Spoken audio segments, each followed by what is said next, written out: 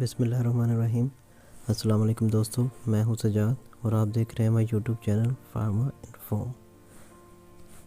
तो pharma inform में जैसे कि हमने एमसीक्यू की एक सीरीज़ भी शुरू किया है, तो पहली वीडियो में हम पहले 10 एमसीक्यू डिस्कस कर चुके हैं। अब हम स्टार्ट करेंगे क्वेश्चन नंबर 11 से।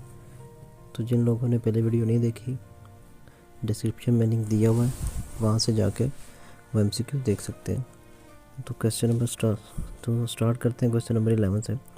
Formation of biofilm in loop circulation system for purified water is prevented by option A laminar flow, option B turbulent flow, option C none of above, option D all of above. तो biofilm basically क्या होती है? Biofilm micro organism की एक layer होती है जो कि लूप सर्कुलेशन सिस्टम के अंदर बन जाती है। अब लूप सर्कुलेशन सिस्टम क्या होता है? Loop circulation system basically pharmaceutical industries में प्यूरिफाइड वाटर और वाटर फॉर इंजेक्शन की सप्लाई के लिए यूज़ किया जाता है, जिसमें वाटर हमारा कंटिन्यूसली मोशन में रहता है, यानी स्टैग्नेंट नहीं होता। तो इससे बायोफिल्म फॉर्मेशन की ग्रोथ को रोका जाता है। तो बेसिकली जो फ्लो होता है वो पूछा जा रहा है किस टाइप का होना चाहिए, लेमिनर फ्लो होना चाहिए या टर्बुलेंट। तो इसका जवाब है जी B turbulent flow. Question number 12 है जी Avicel is also known as option A microcrystalline cellulose, option B cross carbonate sodium, option C methyl cellulose, option D both A and C. Avicel basically commonly used excipient होता है जो कि tablet granulation में, direct compression में, dry granulation में और इनके capsule की मैन्युफैक्चरिंग के लिए भी यूज़ किया जाता है, क्योंकि कैप्सूल के जब ग्रेन यूज़ किए जाते हैं तो वेट या ड्राई से ही बनाए जाते हैं। तो इसका आंसर क्या है जी? आंसर है इसका ऑप्शन ए माइक्रोक्रिस्टलाइन सेलुलोज को बेसिकली एविसिल कहते हैं। एविसिल ब्रांड नेम है और एविसिल के डिफरेंट ग्रेड्स होते हैं, जिसमें एविसिल 101, 102, 200 और भी काफ़ी टाइप्स हैं, जो कि पार्टिकल साइज़ और मॉइस्चर कंटेंट की बेस पे इसकी डिफ्रेंशिएशन होती है। यानी कि एविसिल 101 का पार्टिकल साइज़ और जो एविसिल 102 का पार्टिकल साइज़ है, दोनों में डिफरेंस होगा, 200 में भी डिफरेंस होगा। क्वेश्चन नंबर 13 है जी हमारा HPC in tablet manufacturing is used as diluent, lubricant, flavorant, binder। HPC basically excipient है हाइड्रोक्सी प्रोपाइल सेलुलोज। ये भी टेबलेट मैन्युफैक्चरिंग में यूज़ होता है। इसको क्रूसल भी बोलते हैं। इसका रोल क्या होता है जी? ये एज अ बाइंडर यूज़ होता है। Question number 14 At operations, manufacturing of oral liquids take place in grade A, grade B, grade C, grade D। Basically इसमें ये पूछा जा रहा है कि जब हम ओरल लिक्विड्स की मैन्युफैक्चरिंग करते हैं तो उसका क्लीन रूम क्लासिफिकेशन कौन सा एरिया होता है? Grade A, grade B, grade C, grade D. तो आपको पता ही होगा डिफरेंट टाइप्स की क्लासिफिकेशन होती है। क्लास ग्रेड ए होता है, ग्रेड डी, बी, सी, डी। तो जो एट ऑपरेशंस और एट रेस्ट, एट ऑपरेशंस में बेसिकली हमारा मैन्युफैक्चरिंग हो रही होती है, इक्विपमेंट्स वर्किंग में होते हैं, हमारे ऑपरेटर्स मौजूद होते हैं। एट रेस्ट इसके अपोजिट होती है, वो आगे जाके देखेंगे। तो ऑपरेशंस में जो हमारा एरिया लिक्विड का फॉल करता है वो अंडर क्लास डी करता है। आप देखते हैं question number 15। Oral liquid manufacturing area at rest is grade A, grade B, grade C, grade D. वहाँ पे पूछा गया था ऑपरेशन में, यहाँ पे एट रेस्ट का मतलब ये होता है जी कि हमारे HVAC चल रहा होता है, हमारे इक्विपमेंट सारे एरिया में इंस्टॉल होते हैं, लेकिन ऑपरेटर नहीं होता, ना ही कोई मैन्युफैक्चरिंग एक्टिविटी हो रही होती है। तो इसमें हमारा जो क्लीन रूम एरिया होगा वो कौन सा होगा? उसका लिक्विड का स्टेटस वो बेसिकली ग्रेड सी होगा। ग्रेड ए ISO क्लास 5 होती है, बी 6 होती है, ग्रेड सी 7 होगी और ग्रेड डी ISO क्लास 8 होती है। डिफरेंट ISO की क्लासेस होती हैं 1 से लेके 9 तक। इसके बारे में हम अलग डिटेल से पढ़ेंगे।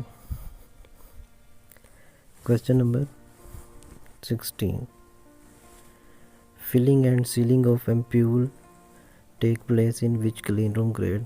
Grade A, grade B, grade C, grade D. Again clean room classification का ही क्वेश्चन है कि जो हमारी स्टेराइल प्रोडक्ट्स होती हैं एम्प्यूल्स में या वाइल्ड में पैक की जाती हैं बेसिकली, उनकी सीलिंग किस ग्रेड में होती है? तो ग्रेड ए क्लीनेस्ट एरिया होता है, बी उससे कम, सी उससे कम, डी उससे कम। तो इसका जवाब है grade A. Grade A basically under laminar flowed होता है। ग्रेड बी उसका बैकग्राउंड एरिया होता है। तो हमारा आंसर होगा sealing of ampoules take place in grade A. Question number 17, lactose in tablet manufacturing is used as? Lactose tablet manufacturing में as a क्या यूज़ होता है जी? Diluent, binder, glidant, all of the above. तो lactose भी एक important excipient है जो कि टैबलेट मैन्युफैक्चरिंग में यूज़ होता है, और मेनली इसका जो मेन रोल होता है लैक्टोज का वो एज अ डायलुएंट यूज़ होता है। तो हमारा आंसर होगा जी ए, डायलुएंट।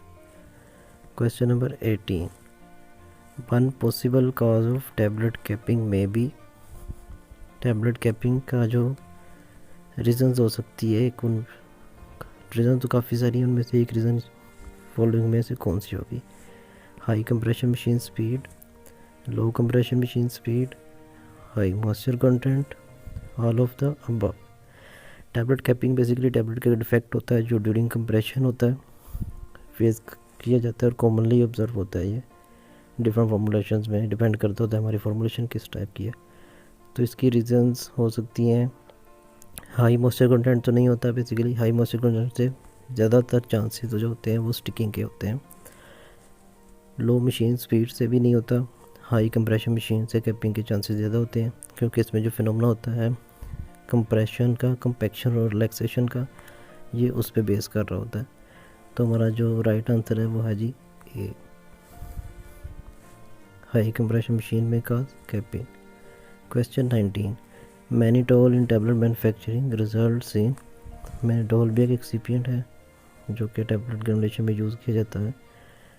पूछा जा रहा है कि अगर मैनिटोल हम टैबलेट मैन्युफैक्चरिंग में यूज़ करते हैं तो ये रैपिड ड्राइंग यानी इससे ड्राइंग हमारी जल्दी हो जाती है, या प्रोलॉन्ग ड्राइंग यानी ड्राइंग के प्रोसेस को लंबा कर देता है, या नन ऑफ द अबव। तो बेसिकली मैनिटोल को अगर हम यूज़ करते हैं वेट ग्रेनुलेशन में तो जो ड्राइंग का टाइम होता है हमारा वो रिड्यूस हो जाता है, हमारी प्रोडक्ट जल्दी ड्राई हो जाती है। तो इसका आंसर होगा A. Question number 20, talc in tablet manufacturing is used as lubricant, diluent, sweetener, flavoring agent। तो बेसिकली जो टेल्को होता है वो एज अ लुब्रिकेंट यूज़ होता है। लुब्रिकेंट और ग्लाइडेंट दो मेन चीज़ें होती हैं, दोनों में डिफरेंस भी होता है। टेल्क एज अ ग्लाइडेंट भी यूज़ होता है, एज अ लुब्रिकेंट भी यूज़ होता है। ग्लाइडेंट और लुब्रिकेंट में डिफरेंस क्या होता है, ये एक मेन क्वेश्चन है स्टूडेंट्स के लिए भी और प्रोफेशनल के लिए भी। मोस्टली ये वाइवा में भी पूछा जाता है, या अगर हम इंटर्नशिप के दौरान डिफरेंट स्टूडेंट से पूछा जाता है, लेकिन ज़्यादातर लोगों को ग्लाइडेंट और लुब्रिकेंट्स में जो डिफरेंस होता है उसका पता नहीं होता। तो हम ग्लाइडेंट और लुब्रिकेंट में जो डिफरेंस होता है इसको भी डिटेल में देखेंगे, इसके पे एक सेपरेट वीडियो बनाएंगे। अभी फ़िलहाल हम MCQs को ही लेके चल रहे हैं। तो टेल्क, जिसको टेल्कम भी बोलते हैं, ये बेसिकली ग्रेनुलेशन में भी यूज़ होता है, कोटिंग में भी यूज़ होता है। तो जब ये ग्रेनुलेशन में यूज़ हो रहा होता है तो मेनली जो इसका रोल होता है जो इसका रोल होता है वो एज अ लुब्रिकेंट होता है। तो आज की वीडियो में भी हमने 10 MCQ को डिस्कस कर लिया है। नेक्स्ट वीडियो में हम इंशाल्लाह इसको फर्दर आगे जो MCQs हैं हमारे उनको डिस्कस करेंगे। तो जिन लोगों ने हमारे चैनल को अभी तक लाइक और सब्सक्राइब नहीं किया, उनसे रिक्वेस्ट है कि अगर वीडियो अच्छी लगी हो तो हमारे चैनल को लाइक करें, वीडियो को आगे शेयर करें और चैनल को सब्सक्राइब भी करें। कोई चीज़ पूछनी हो, किसी की समझ ना आई हो, कोई कंसेप्ट क्लियर ना हो तो कमेंट्स में आप पूछ सकते हैं। नेक्स्ट वीडियो में फिर मिलेंगे, तब तक के लिए अल्लाह हाफिज़।